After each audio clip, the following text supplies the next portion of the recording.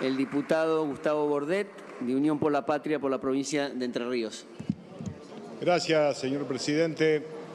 Se ha hablado aquí del equilibrio fiscal y una supuesta batalla cultural para alcanzar el equilibrio fiscal. Y la verdad que no es nada novedoso. He sido gobernador de mi provincia durante 8 años y el equilibrio fiscal y la salud de las cuentas públicas ha sido uno de los desvelos principales, al punto tal que cuando terminé mi gestión entregué las cuentas de la provincia en perfecto orden fiscal y financiero, lo cual demuestra que el problema de fondo, en realidad, es cómo se construye un presupuesto para poder tener equilibrio fiscal. Y aquí hay que tener, obviamente, en cuenta 2 variables. Una, la de los ingresos. Y este gobierno ha resignado muchos ingresos para favorecer a los sectores más concentrados del poder económico, en detrimento, por supuesto, de los sectores de clase media y los más desprotegidos de la población. Por otro lado, también, cuando uno ve un presupuesto que es un plan de gobierno y muestra cuál va a ser el rumbo del gobierno para el año 2026. Y claramente esto señala una senda regresiva, como lo viene siendo, y de ajuste. ¿Y por qué digo esto? Porque construir un presupuesto significa, básicamente, asignar recursos y priorizar en qué se van a ocupar esos recursos. Y cuando uno analiza cuáles son las prioridades, puede encontrar que las partidas que aumentan recursos son justamente aquellas que están destinadas a seguridad interior, que están destinadas a los servicios de inteligencia para espiar a nuestros propios ciudadanos y a nuestras familias argentinas. Pero por otro lado, cuando uno ve qué es lo que se prioriza o se deja de priorizar, mejor dicho, se encuentra que claramente para este gobierno nuestros jubilados no son una prioridad. Nuestras personas con discapacidad tampoco son una prioridad. De hecho, hoy se va a derogar, si es que se aprueba este presupuesto, la emergencia en discapacidad, que se votó por amplia mayoría en esta Cámara. Tampoco es una prioridad la educación. También aquí se ha hablado mucho de la crisis que tiene el sistema educativo en nuestras escuelas técnicas y agrotécnicas. Pero claro, esto funciona cuando hay una matriz industrial de país y no es justamente el norte y el rumbo de este gobierno. Tampoco resulta una prioridad para este gobierno la obra pública, que está teniendo en nuestras provincias cuestiones de atraso que preocupan muchísimo. Rutas abandonadas, viviendas que han sido discontinuadas, problemas de saneamiento y calidad ambiental en nuestra población. Entonces, aquí lo que hoy vamos a discutir es qué presupuesto queremos. Y nosotros, desde nuestro bloque, queremos tener un presupuesto. Por eso propusimos un dictamen diferente y alternativo, y justamente que contemple este tipo de variables y de asignaciones de recursos para poder vivir en un país donde se respeten los valores federales y se respeten a todas las personas independientemente de su condición social. Y dejo un mensaje también, porque aquí se ha dado en estos últimos tiempos, en estos últimos días, una suerte de distribución de ATNs que aparecieron para poder llegar de alguna manera a tapar baches financieros en las provincias. Mi provincia de Entre Ríos va a recibir más o menos, entre unas cosas y otras, cerca de 20.000 millones de pesos. Pero advierto que en el Senado de la Nación, en la reforma laboral, se está tratando una modificación de impuesto a las ganancias para sociedades. Y si esa modificación se aprueba, las provincias, y en particular mi provincia, la de Entre Ríos, va a perder 80.000 millones de pesos en el año 2026. La verdad, no veo cuál es el negocio recibir 20 para perder después 80. Por eso, señor presidente, no vamos a acompañar el proyecto de presupuesto que presenta el gobierno. Vamos a ir con nuestro proyecto, vamos a ir con nuestro dictamen que asegura justamente estos valores del federalismo y que tiene en cuenta a las personas que habitamos la República Argentina. Muchas gracias. Muchas gracias por el respeto, por el tiempo. Tiene la palabra el diputado Pablo Giuliano, de Bloque Provincias Unidas por la Provincia de Buenos Aires. Gracias, presidente. Toc un reloj de arena porque se dio vuelta y definitivamente por fin este gobierno va a tener presupuesto, eventualmente por lo que venimos viendo, por las sensaciones de cómo se han comportado este oficialismo. Y está bueno, ¿sabe por qué? Porque es lo mínimo que se merece la gente, empezar a ver un poquitito que se corra la cortina de estas prioridades que tiene un gobierno y que las fija cuando nada más y nada menos nos envía el presupuesto de la Nación. Aunque algunos diputados un poco distraídos celebren la obra pública que su propio gobierno, hablo de los diputados del oficialismo recién, ¿no? Celebren obra pública que su gobierno cerró y clausuró porque estaba mirando el dictamen de otro bloque, es muy importante rescatar lo siguiente. Nuestro bloque, que fue la conjunción de viejos bloques que trabajamos en un dictamen la vez pasada, pudo demostrar empíricamente que se puede ser sensible, tratar las leyes que el Congreso aprobó y darle un presupuesto con equilibrio a la Argentina. Pero acá el gobierno tomó una decisión, que fue construir el presupuesto como haciendo alarde de una mayoría fagocitaria que se va comiendo representaciones de la política que tiene miedo de decir las cosas, de ponerle eufemismo y demás. Nosotros estamos contentos del dictamen que nosotros construimos porque le demostramos que podíamos sentarnos a discutir el presupuesto, que se pueden ordenar las cuentas y que se puede ser sensible. Porque en esa sensibilidad no se engendra una idea de populismo, lo que se está engendrando es un mensaje de futuro. Y acá sí hay un mensaje para el gobierno, con total humildad, por supuesto. Me parece que no puede tener futuro un gobierno que amedrenta con miedo y que aprieta. Esa receta ya se probó en la Argentina. ¿Y por qué estoy hablando de esto? En particular, la sensación cuando decíamos de votar artículo por artículo, me refería nada más y nada menos que al artículo 75 por todo el colectivo de discapacidad, en el que nosotros vamos a rechazar ese artículo 75 porque la idea no es borrar con el codo lo que acabamos de escribir hace unos meses. ¿Y por qué mencionamos esto, presidente?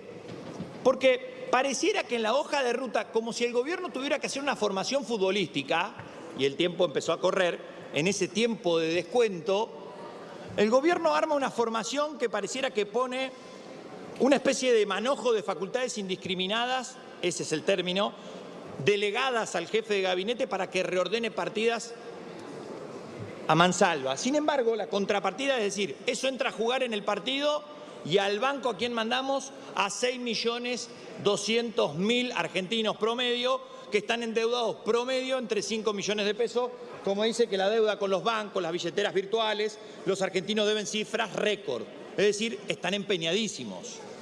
Otra realidad que alcanza y que este gobierno cuando tuvo que armar la formación puso a jugar en el centro, y voy a poner un caso particular porque recién veíamos la llegada del exministro de Defensa, por ejemplo, pone a jugar, obviar la situación de la obra social IOFA. ¿Sí? La contrapartida, y no es golpe bajo, es ¿qué decía la carta del soldado muerto en la Quinta de Olivos? Lo mandamos al banco. Puedo seguir con esto también. Puedo decir que a esa cuestión de que venía a terminarse con la casta se puso a jugar de titular a la vieja práctica política más rancia. ¿Y de qué estoy hablando? De los ATN. Miren qué sorpresa, números bien fáciles para que nadie se confunda. En el último mes repartieron 66.500 millones de pesos en ATN. ¿Sabe a qué provincia se la dieron? A los que mandaron al arco como a Jaldo, que le dieron nada más y nada menos que 20.000 millones de pesos para poder construir este presupuesto. No hay que hablar con eufemismo porque si no, no nos entiende la Argentina. Este presupuesto está saliendo con las prácticas rancias peores, las peores, porque ¿sabe qué? Se le pega en la mano el que tiene la cuenta ordenada. Las provincias productivas que tienen las cuentas ordenadas, la extorsiono, la quiero partir al medio. Ese es el mensaje. Yo lo que le digo al gobierno, y lo digo con total humildad, ¿sabe qué es? Ya se intentó esa fórmula. También lo ponen a jugar a Jalil, por ejemplo, que en la cuenta electoral que tanto les gusta mencionar, ¿saben qué? Estuvo en el porcentaje que había sacado Unión por la Patria. Y ahora están los votos bien puestos porque recibe 10.500 millones el último mes. Entonces, señor presidente, ¿sabe qué? En este presupuesto tampoco vimos y han mandado al banco la expectativa de los productores agropecuarios de la provincia de Buenos Aires. El 9 de julio, y Carlos Casares, la ex ministra de Seguridad, se paseó muy tranquila diciendo que iban a invertir 2.000 millones de pesos en la cuenca del río Salado, porque tenemos la provincia de Buenos Aires inundada hasta acá, hasta las orejas de agua. La ministra fue a pasear, hizo un city tour con botas de goma y gomones en el interior de la provincia de Buenos Aires, pero ¿saben qué? Un detalle. Miro el presupuesto y se olvidó de incluir lo que prometió hace nada. Entonces, señor presidente, me parece que es tiempo de dejarse de jugar al chiquitaje político y de entender que podría haberse construido un presupuesto con más que una mayoría. Mucho más. Hay un pedazo enorme de la Argentina que no llega a fin de mes, que no hay plata en la calle, no hay un mango partido al medio. Y los argentinos, en este tiempo de descuento, me parece humildemente que necesitaban otro mensaje de este gobierno. Muchas gracias. A continuación tiene la palabra el diputado Nicolás Mayoraz de la provincia de Santa Fe por el bloque La Libertad Avanza. Gracias, presidente. Escuchaba el discurso del diputado preopinante que habla de sensibilidad. La verdad es que si el diputado tuviera honestidad intelectual, como descarto y creo que la tiene, debería reconocer que este gobierno, sin presupuesto, logró lo que no se había logrado en años. Roma no se construye en un día. El país que recibió el presidente Javier Milei era un país devastado. Y sin presupuesto, porque boicotearon el presupuesto aquí en el Congreso, lo boicotearon, porque se creyeron que porque tenían la mayoría en el Congreso podían decidir cuál era el rumbo que tenía que tomar el país y no respetar el voto popular. No tuvimos presupuesto estos 2 años. Pero aún sin presupuesto, presidente, el gobierno tuvo logros que apelo a la honestidad intelectual para que lo reconozcan. La baja de la inflación del 211% al 31%. Estábamos al borde de la hiperinflación en la Argentina. Habían dejado un país detonado. La baja de la pobreza. Tanto se habló aquí de sensibilidad. Realmente a veces cuando escucho los discursos del kirchnerismo me pregunto si ese amor por los pobres es lo que los llevó a multiplicar la cantidad de pobres en la Argentina o qué fue lo que pasó. Porque realmente no se condicen los discursos que dicen tener con la realidad que dejaron, con el estado en el cual dejaron a la Argentina. La pobreza infantil. En los 2 años del gobierno del presidente Milei se ha reducido 20 puntos la pobreza infantil. La baja del déficit fiscal. La reducción de la deuda pública, lo tuvimos al ex secretario de Finanzas, hoy canciller Kirchner, 50.000 millones de dólares la reducción de la deuda pública en la Argentina. Todo eso se logró sin una ley de presupuesto. Ni hablar del crecimiento del PBI, que ahora tenemos el dato que es del 3,3% de crecimiento interanual. Creció el consumo particular en un 5,3%. Realmente esos son logros concretos que los argentinos perciben y por eso votan como votan. Claramente, este presupuesto que vamos a votar hoy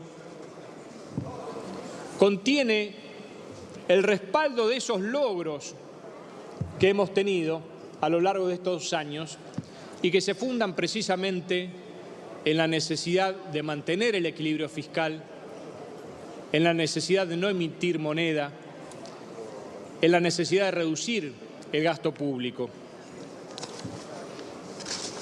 No es cierto que aquí se va a dejar sin financiamiento a la educación. Mire, el 70% del presupuesto que vamos a votar hoy se destina al gasto social, educación, salud, jubilaciones. En consecuencia, es falso lo que vienen relatando aquí, como han relatado en todos estos años, autoengañándose sobre la realidad del país, que el cual milagrosamente dicen tener ellos la solución. La Ley de Educación. En el año 2005 se estableció un 6% destinado a la educación. ¿Saben cuántas veces lo cumplió el kirchnerismo? Nunca, nunca. El 6% de financiamiento educativo se cumplió una sola vez y no fue con un gobierno kirchnerista. El Fondo de Educación Técnica, que tanto hablan de que nos vamos a quedar sin escuelas técnicas, en 20 años, una sola vez, en el año 2009, se cumplió. Evidentemente, presidente, ese relato no resiste ningún análisis. Escuché también aquí de algún diputado que, típico del autoritarismo que llevan dentro, cuando no tienen la mayoría amenazan con ir a la justicia porque señalan una inconstitucionalidad que no han logrado justificar o fundamentar, como que aquí no se puede derogar leyes en la ley de presupuesto. Mira, la ley de presupuesto, muchas leyes de presupuesto han derogado otras leyes. Es perfectamente constitucional que la ley de presupuesto derogue una ley, porque el mandato del presupuesto está en el 75, inciso octavo, y se puede hacer perfectamente bien. La Corte, además, lo ha dicho en el caso Zafracor, dice: el Congreso tiene la potestad de derogar leyes aún en la ley de presupuesto. Así que no nos vengan aquí con inconstitucionalidades. En relación al voto por capítulo, que es perfectamente factible, que es reglamentario, que es legal, tiene un fundamento, y es que precisamente hace a la inteligencia de este presupuesto.